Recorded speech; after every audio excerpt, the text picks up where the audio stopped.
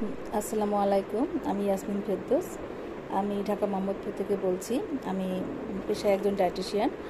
চিকিৎসা ফাউন্ডেশনের একটি course FM CH functional medicine and community হেলথের ফার্স্ট ব্যাচের একজন নিয়মিত শিক্ষার্থী। আমার রোল নম্বর CFBD FMCH1 042526। আমাদের প্রশিক্ষক ছিলেন ডাক্তার পবিত্র কুমার শীল। তিনি অত্যন্ত সুন্দর এবং সাবলীল ভাষায় কোর্সটি সম্পন্ন করেছেন এবং আমাদেরকে বুঝিয়েছেন। কোর্সটি করে আমি অনেক উপকৃত হয়েছি।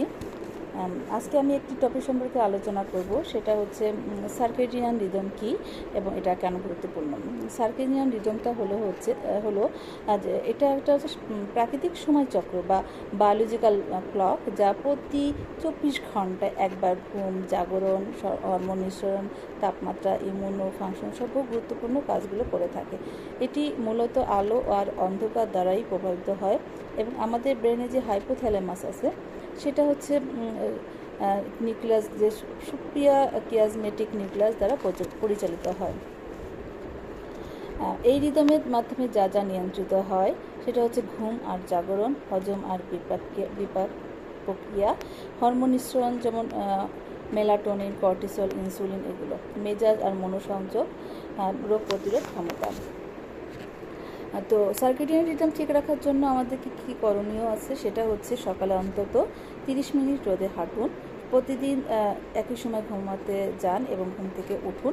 ঘুমের অন্তত 1 ঘন্টা আগে মোবাইল বা স্ক্রিন বন্ধ রাখুন। মেডিটেশন বা গভীর শ্বাস প্রশ্বাস গ্রহণ করুন।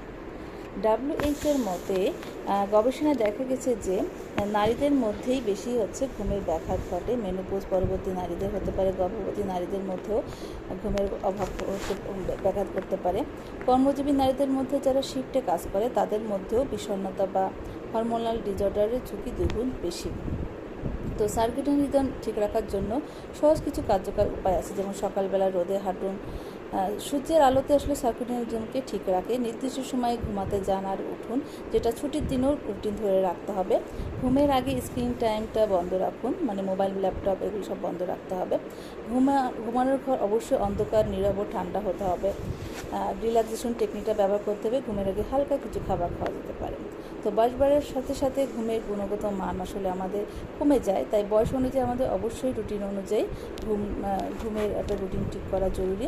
আর ঘুমের সমস্যা যদি দীর্ঘস্থায়ী হয় সেক্ষেত্রে অবশ্যই ডাক্তারের পরামর্শ নিতে হবে এবং ডাক্তারের পরামর্শ অনুযায়ী ওষুধ সেবন করতে হবে। ধন্যবাদ সবাইকে। ধন্যবাদ চিকিৎসা ফাউন্ডেশনকে।